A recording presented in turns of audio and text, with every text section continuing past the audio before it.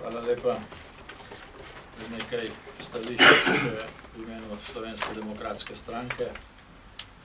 Kar zadeva lokalno samoupravo, bi v tem mandatu pričakovali nadgraditev s pokrajinskim sistemom. To je tudi mimogrede ustavna določba, ki je nerealizirana. In žal namesto tega prihaja minister z rešitvami, predlogi, ko bi pomemben del občin ukinil. Gre predvsem za občine, ki so na podeželju, ki so redko poseljene. Gre za občine, ki so se izločile iz večjih občin in v tem času zgradile pomembne komunalno infrastrukturne objekte. Nekatere so dobile vodo, elektriko, dobile so kanalizacijo in tako naprej. Če bi te občine ostale v sistemu večjih občin, tako kot je bilo prej, najbrž do te pomembne infrastrukture ne bi nikoli prišli. In bi se še vedno ukvarjali z problemom slabega, pa bistveno slabšega razvoja podeželja. Zdaj, ta predlog, ki je bil izrečen v smeri ukinitve občin, je tudi v smer, da se onemogoči izvajanje te kohezivne politike, tudi Evropske unije. Za ta del enakomernega razvoja Evropska unija namenja pomembna sredstva. Zdaj, če se to ukine, se zadeve predistribuirajo in večja ali manj večino tega se bo dodatno koncentriralo v večjih središčih. Tako da, po našem mnenju, ta predlog gre v smeri umora podeželja in s tem tudi v smeri povečanja centralizacije, poslabšanja storitev na tem področju. Težko je pričakovati, da bo iz recimo neke Loške doline ali pa recimo iz Loškega potoka občina upravljena iz kraja, ki je do centrale, do recimo naslednjega središča 1 uro z avtom in tako naprej. Skratka, storitve na tem področju se bodo bistveno poslabšale in gredo v nasprotno smer tudi od zakona o skladnem regionalnem razvoju. Drugo, kar je potrebno reči, glede javnih uslužbencev, veliko sta že povedala, je to, da se je gospod Virant z sindikati dogovoril, da imamo 2 vrsti javnih uslužbencev. Prvorazredne javne uslužbence, ki jim iz javnih sredstev nekatere stvari zagotavljamo v 20% višjem znesku in ti so člani sindikatov, in drugorazredne javne uslužbence, ki niso člani sindikatov in tam ne pripada ta povišan dodatek za iste stvari. Povedala sta kolega, za katere. To je ustavno sporno. Članstvo v neki instituciji ne more biti pogoj za to, da nekdo dobi nekaj več. Članstvo v sindikatih je prostovoljna odločitev. Vsak, ki se včlani, pač ima določene pravice in obveznosti in to mora sam financirati.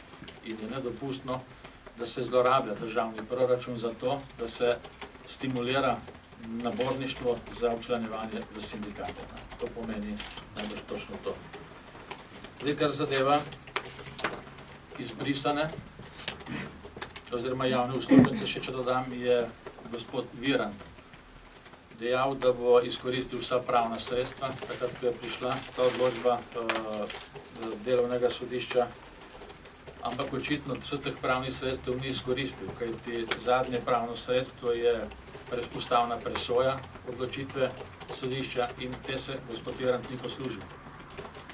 In najbrž bi bilo za pričakovati, da bi ustavno sodišče lahko odločilo tudi drugače. In iz tega izvirajo tudi številne posledice, ker se ta presoja ni naredila. Poleg tega pa je minister Virant to politiko usklajevanja, pogajanja s sindikati peljal tako, da bi ti javni uslužbenci dobili od skoraj nič, do na koncu tega, kar bodo dobili z visokimi zamudnimi obrestmi. In kar zadeva proračun, mislimo, da tak aranžma, tako bogato aranžiran poračun ni primeren, ker se v nobenem drugem primeru v skladu z dogovori najbrž zamudnih obresti ne more kar obljubiti.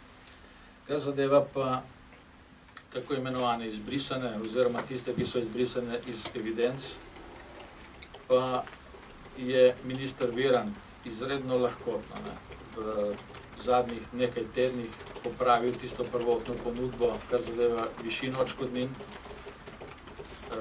izredno razširil upravičence in tudi izredno sprostil možnost dodatnih sodnih postopkov. Vse te stvari imajo nepredvidljive finančne posledice za državni proračun, v situaciji, v kateri smo, celo bistveno prevelike, in celo po izjavi gospoda Viranta je samo ta postavka, kar zadeva poračun, za tako imenovane izbrisane lahko težka tudi do višine izkazanega primanjkljaja v proračunu za leto 2014. Znaša lahko okrog milijarde evrov. In mislim, da so vse te stvari pretirane. Tako kot rečeno, mi smo, kot so že kolej povedala, mi smo zato, da se zadeva obravnava individualno, da vsak, tako kot v katerikoli drugim postopku proti državi, tudi pri uveljavljanju sodnih pravic ali pa pri uveljavljanju socialnih transferjev in tako naprej, socialnih pravic, da se te zadeve individualno obravnavajo. Vsak ima določene pogoje, vsak je mora dokazati, da mu so bile kršene pravice in na osnovi tega bi te zadeve lahko potem se dovolili za odškodnino ali pa, če ne bi zadovoljen, prišlo tudi do sodne izterjave. Zdaj, kar zadeva pa ta etični del, o katerem je tudi nekaj govora, gospoda Viranta, pa bi spomnil samo na to, da se je gospod Virant vsakega, takrat je predsednik državnega zbora, spotaknil ob vsakega poslanca v državnem zboru, ki mu je bila očitana katerakoli malenkost. Katerakoli malenkost. In to je počel vse do tedaj, dokler se ni ugotovilo, da tudi on, eden tistih, ki ne izpolnjuje teh etičnih standardov. In od takrat naprej na temo etičnih standardov v politiki skoraj ni z njegove strani nobene besede več. Tudi to, kar se dogaja s Komisijo za preprečevanje korupcije, ko že več kot pol leta presoja o tem, ali ima to dejanje znake koruptivnosti ali ne, mislim, da je zelo problematično. Komisija za preprečevanje korupcije v nekaterih drugih primerih odreagirala izjemno hitro, v nekaj dnevih, tu pa v povsem transparentnem postopku, zelo enostavnem postopku preverjanja, ne odloči izjemno dolgo. In rad bi spomnil tudi še na nekatere druge stvari v tem etičnem delu. Znano je, da je dobil po zelo ugodnih cenah tudi opremo iz javnega zavoda Brdo za zasebno zabavo. Omenjeno je bilo, da je v času, ko je bil brez službe in je prejemal nadomestilo iz državnega proračuna, opravljal zelo bogato nagrajene svetovalne pogodbe, kar je po teh standardih, ki so in ki jih uveljavlja, pravzaprav huda kršitev teh etičnih norm, in da je tudi prejemal odškodnino iz občinskega proračuna za smetišče oziroma za poslabšanje kvalitete njegovega bivanja in to v času, ko tam smetišča menda sploh še ni bilo. Skratka, v vseh teh kriterijih bi po našem mnenju minister Virant moral odstopiti sam, ne da ga stranke pozivamo na odstop oziroma bomo sprožili ta postopek glasovanja celo z interpelacijo. Hvala lepa.